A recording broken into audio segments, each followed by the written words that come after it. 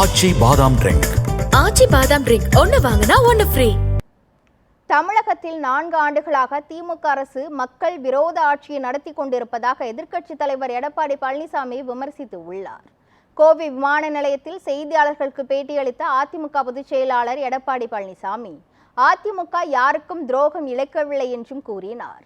தேமுதிகவுக்கும் திமுகவுக்கும் சுமூகமான உறவு நீடிக்கிறது என்றும் அதை யாராலும் உடைக்க முடியாது என்றும் தெரிவித்தார். கடந்த 4 ஆண்டு காலமாக மக்கள் விரோத ஆட்சி தமிழகத்திலே நடைபெற்றுக் கொண்டிருக்கின்றன. தினந்தோறும் கொலை, கொள்ளை, திருட்டு, வழிப்பறிவு, பாலியல் வன்கொடுமை நடக்காத நாளே கிடையாது. தொலைக்காட்சி திறந்தாலும் சரி, பத்திரிகை திறந்தாலும் சரி, இந்த செய்தி தான் பார்க்கப்படுகிறது.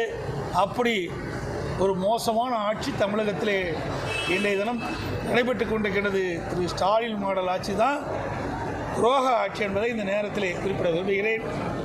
அதோடு கல்விக் கொள்கை பற்றி குறிப்பிட்டதாக நான் கேள்விப்பட்டேன். திராவிட முன்னேற்ற கழகம் மத்தியிலே சுமார் 16 ஆண்டு காலம் ஆட்சி அதிகாரத்தில் இருந்தது. காங்கிரஸ் ஆட்சியில் இடம்பெற்றார்கள், பாரதிய ஜனதா கட்சியிலும் ஆட்சியில் இடம்பெற்றார்கள். ஐக்கிய குஜராத் அவர் பிரைம் மினிஸ்டராக இருந்தபோதும் அந்த மத்திய அமைச்சர்கள் இடம்பெற்றிருந்தார்கள்.